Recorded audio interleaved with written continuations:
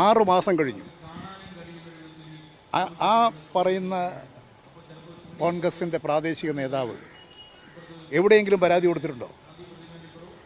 VD Satheesan എന്ന കേരളത്തിലെ പ്രതിപക്ഷ നേതാവല്ലേ, എവിടെയെങ്കിലും പരാതി കൊടുത്തിട്ടുണ്ടോ?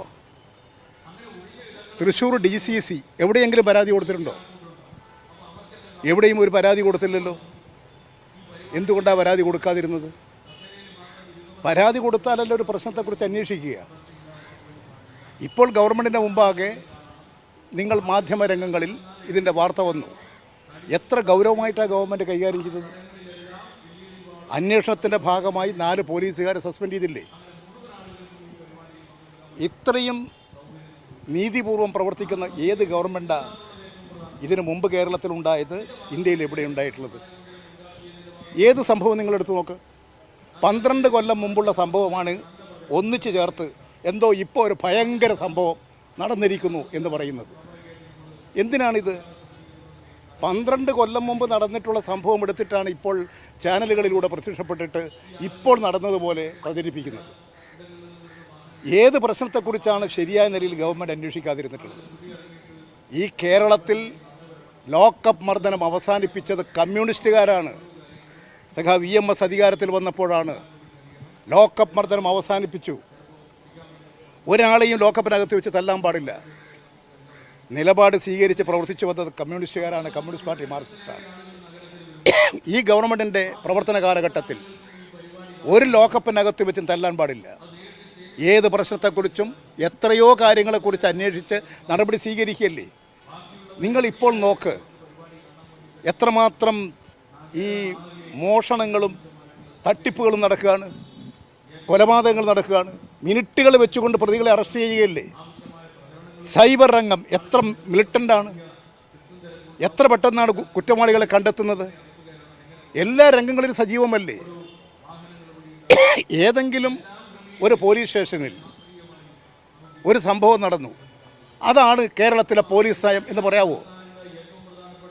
ഒരു തരത്തിലുള്ള പോലീസ് അതിക്രമങ്ങളും അംഗീകരിക്കാത്തവരാണ് ഞങ്ങളിതൊക്കെ അനുഭവിച്ചവരാ. എന്നെ ലോക്കപ്പിലിട്ട് എത്രമാത്രം തല്ലിയിട്ടുണ്ട്. എന്നെ പെരുവടിയിലിട്ട് തല്ലിയിട്ടില്ലേ. ഞങ്ങളതൊന്നും ഇപ്പോൾ കണക്ക് തീർക്കാൻ പറയുന്നതല്ല. ഇത്തരം കാര്യങ്ങൾ ഉന്നയിക്കുന്നവർ ഇതൊക്കെ ആലോചിക്കണം. ഈ ഗവൺമെൻറ് ഒരു കുറ്റവാളിയെയും രക്ഷിക്കുന്ന ഗവൺമെൻറ് അല്ല. പോലീസ് ജനങ്ങളുടെ സംരക്ഷകരാണ്. ആ സംരക്ഷണം ഉറപ്പുവരുത്തുകയാണ് കേരളത്തിലെ പോലീസ് നയം. ജനങ്ങളുടെ പോലീസാക്കുകയാണ്. എത്രമാത്രം മാറ്റങ്ങൾ ഇപ്പോൾ പോലീസിൽ വന്നിട്ടുണ്ട്. പരിഷ്കരണങ്ങൾ, ജയിൽ പരിഷ്കരണം എത്രമാത്രം മനുഷ്യത്വപരമായ നിലയിലേക്ക് കാര്യങ്ങൾ കൊണ്ടുപോയി. ഇതൊക്കെ ചെയ്യുന്ന കാര്യങ്ങളെക്കുറിച്ചാണ് നമ്മൾ കാണുകയും ചെയ്യേണ്ടത്. അല്ലാതെ 12 വർഷം മുമ്പും ഒക്കെ നടന്നിട്ടുള്ള കാര്യങ്ങൾ. അങ്ങനെയാണെങ്കിൽ അടിയന്തരാവസ്ഥ മുതൽ തുടങ്ങാം. രാജനെ കൊണ്ടുപോയി കത്തിച്ച് വെണ്ണീറാക്കിയില്ലേ അവരായി പറയുന്നത്. അതുകൊണ്ട് അതല്ല ഇടതുപക്ഷ ഗവൺമെൻറ് ഒരു ലോക്കപ്പ് മർദ്ദനങ്ങളും അനുവദിക്കില്ല. എവിടെയെങ്കിലും തെറ്റായ നിലപാടുകളുണ്ടെങ്കിൽ പോലീസ് നിയമങ്ങളും ചട്ടങ്ങളും വിട്ട് പ്രവർത്തിച്ചാൽ ആ ഘട്ടങ്ങളിൽ തന്നെ ശക്തമായി ഇടപെട്ട നടപടികൾ സ്വീകരിക്കുന്നുണ്ട്. അതിൽ അതീവ ജാഗ്രതയോടുകൂടി തന്നെ ഈ ഗവൺമെൻറ് പ്രവർത്തിക്കും. നിങ്ങൾക്ക് ഉറപ്പിക്കാം, ഇത് പിണറായി വിജയൻ്റെ ഗവൺമെൻറ്റാണ്. ആ ഗവൺമെൻറ് ജനങ്ങളുടെ സംരക്ഷണം നൽകുന്ന ഒരു ഗവൺമെൻറ് ആയിരിക്കും. അത്തരത്തിൽ മികച്ച ഒരു പോലീസിനെ അപലപിക്കേണ്ട ഒരു സാഹചര്യമല്ലേ ഇതിങ്ങനെ ഒരു ഒറ്റപ്പെട്ട സംഭവമാണെങ്കിൽ പോലും? ഏതാണ് ഈ ഒരു സംഭവത്തിൽ ആദ്യഘട്ടത്തിൽ പരാതി ഉണ്ടായിരുന്നു, അത് സ്ഥലം മാറ്റത്തിലേക്ക് മാറി. പിന്നീട് ഈ ദൃശ്യങ്ങളടക്കം പുറത്തു വന്നതിന്റെ പശ്ചാത്തലത്തിൽ സസ്പെൻഷനിലേക്ക് നീങ്ങി. ഞാൻ ചോദിക്കുന്ന പ്രശ്നമേ അതല്ല. ഒറ്റപ്പെട്ട സംഭവത്തിനപ്പുറത്തേക്ക് 6 മാസങ്ങൾക്ക് മുമ്പ് നടന്നിട്ടുള്ളതാണ് നിങ്ങൾ ഉയർത്തിക്കൊണ്ടുവന്ന ഒന്നാമത്തെ പ്രശ്നം. കുന്നംകുളം അയാൾ പരാതി കൊടുത്തിട്ടുണ്ടോ? VD സതീശൻ പരാതി കൊടുത്തിട്ടുണ്ടോ? അവിടുത്തെ DCC പരാതി കൊടുത്തിട്ടുണ്ടോ? ഒരു പരാതിയും കൊടുത്തിട്ടില്ല. ഏത് 2023-ലാണ്. ഞാനതാ പറഞ്ഞത്, വർഷങ്ങൾ മുമ്പ് നടന്നിട്ടുള്ള കാര്യം. പക്ഷെ അന്ന് പരാതിയിൽ സ്ഥലം മാറ്റത്തിൽ നിൽക്കുകയായിരുന്നു. ഇപ്പോഴാണ് ദൃശ്യങ്ങൾ പുറത്തു വരികയും അതിൽ സസ്പെൻഷനിലേക്ക് നീങ്ങുകയും ചെയ്തു. ഞാൻ ഒരു ഗവൺമെന്റിന്റെ മുമ്പാകെ വസ്തുതകൾ വരുമ്പോഴല്ലേ അതിൽ ഇടപെടാനും നടപടികൾ സ്വീകരിക്കാൻ കഴിയൂ. ഞാൻ ചോദിക്കുന്ന ചോദ്യം ഇതേ ഉള്ളൂ. ഈ സംഭവം നടന്നപ്പോൾ ആ പരാതിക്കാരൻ പരാതി കൊടുത്തിട്ടുണ്ടോ? ഇന്ന് ഇത് ഏറ്റെടുത്ത് നടക്കുന്നവർ VD സതീശൻ പരാതി കൊടുത്തിട്ടുണ്ടോ? കോൺഗ്രസ് നേതൃത്വം പരാതി കൊടുത്തിട്ടുണ്ടോ? എന്താ കൊടുക്കാതിരുന്നത്? കൊടുത്തിരുന്നെങ്കിൽ അപ്പോൾ തന്നെ നിലപാട് സ്വീകരിക്കും. ഒരു ഗവൺമെൻറ്റിൻ്റെ മുമ്പാകെ വസ്തുതകൾ വരുമ്പോൾ മാത്രമല്ലേ ഗവൺമെൻറ്റിന് നിലപാട് സ്വീകരിക്കാൻ സാധിക്കുക. അത് സ്വീകരിച്ചല്ലോ. ദൃശ്യങ്ങൾ കണ്ടിട്ടേ ഇവർ സേനയിൽ തുടരാൻ അർഹരാണ് എന്ന് ജയരാജന് തോന്നുന്നു. ഒരു ദൃശ്യത്തിൻ്റെ മേലെ മാത്രം നമ്മൾ നിലപാടെടുക്കാൻ പറ്റില്ല. അത് നമ്മൾ കാണേണ്ടത് ഇത് സംബന്ധിച്ചിട്ടുള്ള നിയമങ്ങളും ചട്ടങ്ങളുമുണ്ട്. ആ നിയമങ്ങളും ചട്ടങ്ങളും അനുസരിച്ച് പ്രവർത്തിക്കണം. ആ നിയമങ്ങളും ചട്ടങ്ങളും ലംഘിച്ചിട്ടുണ്ടെങ്കിൽ ശക്തമായ നടപടി സ്വീകരിക്കും. ദൃശ്യം കണ്ട് അതിൻ്റെ മേലെ നിലപാടിലേക്ക് എത്തുകയല്ല. എല്ലാ വസ്തുതകളും പരിശോധിച്ച് നടപടി സ്വീകരിക്കും. അതിൻ്റെ ഭാഗമാണ് ഇപ്പോൾ നടപടി സ്വീകരിച്ചത്. അതിലൊരു മാനിപ്പുലേഷൻ നടന്നതായിട്ട് കരുതേണ്ട കാര്യമില്ലല്ലോ. അപ്പോൾ സ്വാഭാവികമായും അത്തരം ഒരു ചെയ്തി ഉണ്ടായ ആൾക്കാർക്കെതിരെ നടപടിയല്ലേ ആവശ്യം. അതും പുറത്തു വന്നത് വിവരാവകാശ നിയമപ്രകാരം. നിങ്ങൾ പറഞ്ഞത് ശരിയാണ്. CCTVയിൽ വന്ന കാര്യങ്ങൾ പരിശോധിച്ച് അതിൻ്റെ നിയമപരമായ കാര്യങ്ങളിലൂടെ കാര്യങ്ങൾ നടക്കും. സസ്പെൻഡ് ചെയ്തില്ലേ? ഇപ്പോൾ ഗവൺമെൻറ്റിന് മുമ്പാകെ വന്നപ്പോൾ 4 ആളെ സസ്പെൻഡ് ചെയ്തില്ലേ? നിങ്ങൾ അതെന്താ കാണാത്തത്? സസ്പെൻഷൻ എന്ന് പറയുന്നത് പകുതി ശമ്പളം ഇപ്പോഴും കിട്ടിക്കൊണ്ടിരിക്കുന്ന ഒരു ശമ്പളം കിട്ടലില്ല. നിങ്ങൾ ആളെ തൂക്കിക്കൊല്ലലാണോ ഇപ്പോൾ ചെയ്യേണ്ടത്? അല്ല, നാളെ രാവിലെ അവരെ തുരുക്കിക്കൊല്ലാൻ കഴിയുമോ? നടപടിയെടുത്ത് പുറത്താക്കാമല്ലോ. അവരെ തല്ലാൻ പറ്റുമോ? ഇല്ലല്ലോ. ഇവിടെ നിയമങ്ങളും ചട്ടങ്ങളും ഇല്ലേ? ആ നിയമങ്ങളും ചട്ടങ്ങളും അനുസരിച്ചിട്ടല്ലേ നമുക്ക് നടപടികൾ സ്വീകരിക്കാൻ പറ്റൂ. അത് ഈ ഗവൺമെൻറ് സ്വീകരിച്ചില്ലേ? അതാണ് നിങ്ങൾ പരിശോധിക്കേണ്ടത്. അതിനെയാണ് നിങ്ങൾ പ്രശംസിക്കേണ്ടത്. നിങ്ങൾ എന്താ അത് കാണാത്തത്? ഈ പോലീസിനകത്ത് എല്ലാവരും ഗവൺമെൻറ്റിൻ്റെ പ്രതിച്ഛായ ഉണ്ടാക്കാൻ നടക്കുന്നവരാണെന്നുള്ള അഭിപ്രായമൊന്നും എനിക്കില്ല. പലതരത്തിലുള്ള ആളുകളും പോലീസ് സേനയിലുണ്ടാകാം. പക്ഷേ ഒരു ഗവൺമെൻറ്റിൻ്റെ നയത്തിൻ്റെ ഭാഗമായി ആ നയങ്ങളിൽ നിന്നും വ്യതിചലിച്ചുകൊണ്ട് നിയമവിരുദ്ധമായി പ്രവർത്തിച്ചാൽ അവർക്ക് നേരെ നടപടിയെടുക്കുകയല്ലേ വേണ്ടത്. അത് ഈ ഗവൺമെൻറ് ചെയ്തില്ലേ? അതിനെ പ്രശംസിക്കൂ. നിങ്ങൾ ഈ 2 കൊല്ലം മുമ്പ് നടന്ന കാര്യം, 12 കൊല്ലം മുമ്പ് നടന്ന കാര്യം, 6 മാസം മുമ്പ് നടന്ന കാര്യം, അതെല്ലാം ഒന്നിച്ചിപ്പോൾ കൊണ്ടുവന്ന് ഇപ്പോൾ എന്തോ ഇന്ന് രാവിലെ പോലീസ് സ്റ്റേഷൻ നടന്നതാണ് എന്ന് വരുത്തുന്നത് ബോധപൂർവമാണ്. ഇതൊരു ഗുണകരമായ വശമല്ല. ഈ പോലീസിന്റെ പ്രതിച്ഛായ വർദ്ധിക്കുക ഇത്തരക്കാരെ പുറത്താക്കുമ്പോഴേ നിങ്ങൾ പുറത്താക്കണോ? നിങ്ങൾക്ക് പുറത്താക്കാൻ പറയാം. അതിന് നിയമങ്ങളും ചട്ടങ്ങളും ഇല്ലേ? നിങ്ങൾ ഈ പറയുന്ന മതിയെന്ന് ആരും പറഞ്ഞില്ലല്ലോ. ഇതിന് നിയമങ്ങളും ചട്ടങ്ങളുമുണ്ട്. എല്ലാ കാര്യങ്ങളെക്കുറിച്ചും അന്വേഷിക്കണം. അതിൻ്റെ അടിസ്ഥാനത്തിൽ നടപടി സ്വീകരിക്കാൻ പറ്റൂ. ഇപ്പം അയാളെ വെടിവെച്ച് കൊല്ലണം എന്ന് നിങ്ങൾക്ക് പറയാം. ചെയ്യാൻ പറ്റുമോ?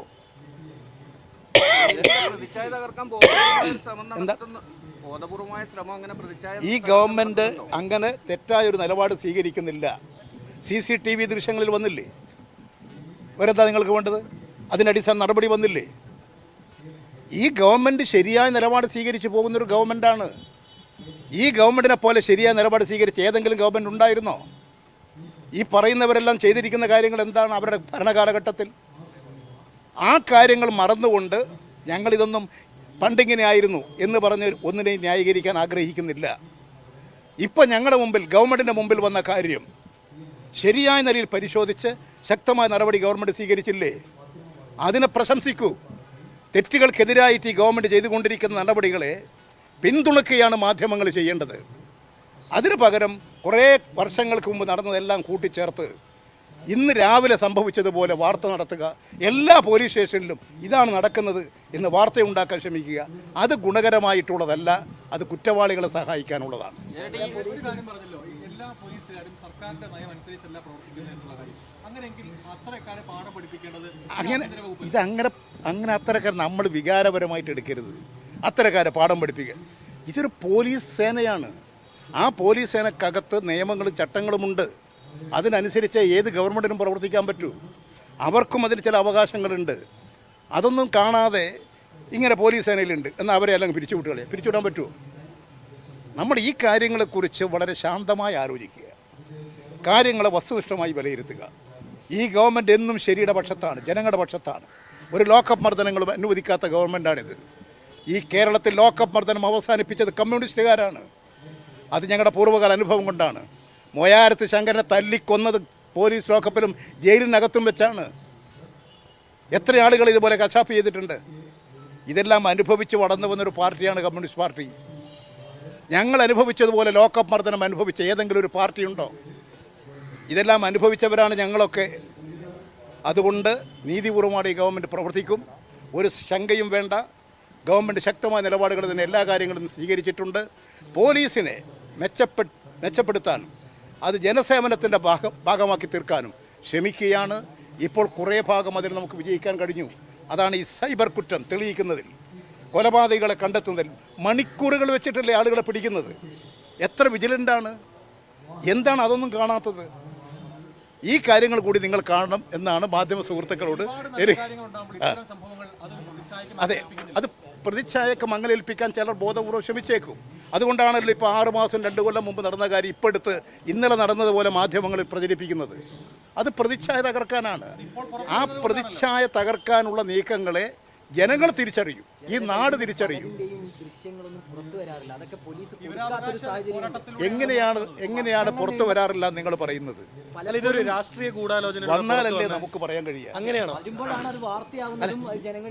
വാർത്ത വന്നാലല്ലേ ഞങ്ങൾക്കറിയാൻ സാധിക്കുക. ഇത് പുറത്ത് അല്ലെങ്കിൽ പരാതിക്കാരൻ പറയണം. 2 കൊല്ലം മുമ്പ് നടന്ന കാര്യത്തെക്കുറിച്ച് ഇന്ന് വരെ പരാതിക്കാരൻ പരാതി പറഞ്ഞില്ലല്ലോ സുഹൃത്തെ. അല്ല, 6 മാസം മുമ്പ് നടന്ന സംഭവത്തെക്കുറിച്ച് ആ പരാതിക്കാരൻ അന്നൊന്നും പരാതി പറഞ്ഞിട്ടില്ലല്ലോ. ഇതാ നിങ്ങൾ പരിശോധിക്കേണ്ടത്. എന്തുകൊണ്ട് പറഞ്ഞില്ല? അന്ന് പറഞ്ഞിരുന്നെങ്കിൽ അന്ന് ഈ പ്രശ്നം തീരില്ലേ? ശോഭാ സുരേന്ദ്രൻ ആരും നിങ്ങൾ വെറുതെ ഇവിടെ ഏതെങ്കിലും പൊളിറ്റീഷ്യനെ കുറിച്ച് പറയും.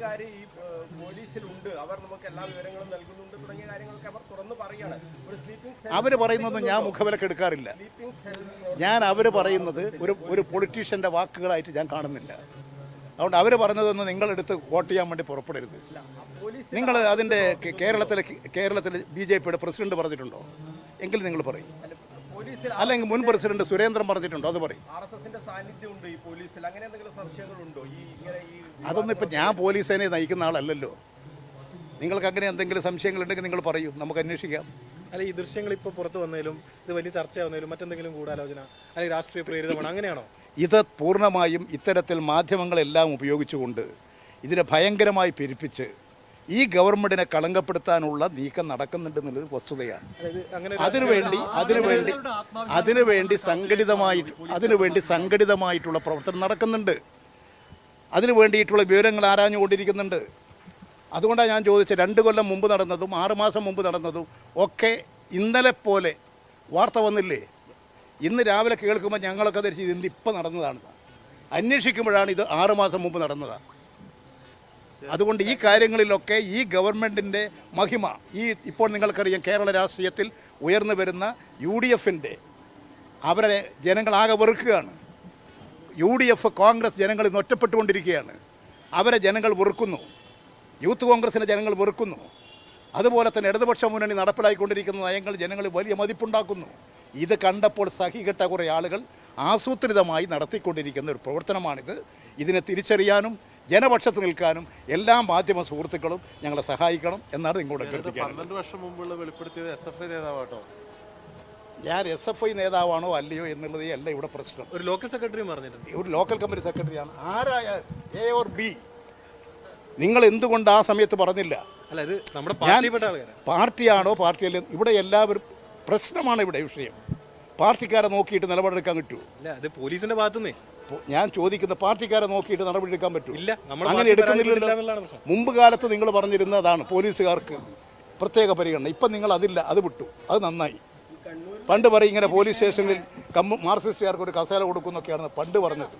ഇപ്പം നിങ്ങൾ ആരും അത് പറയാത്തത് വളരെ സന്തോഷം. SFI നേതാവ് ഈ പ്രചരണത്തിന്റെ ഭാഗമാണ്. ആര് പറഞ്ഞാലും എന്തുകൊണ്ട് അന്ന് ആ കാര്യങ്ങൾ ഉന്നയിച്ചില്ല?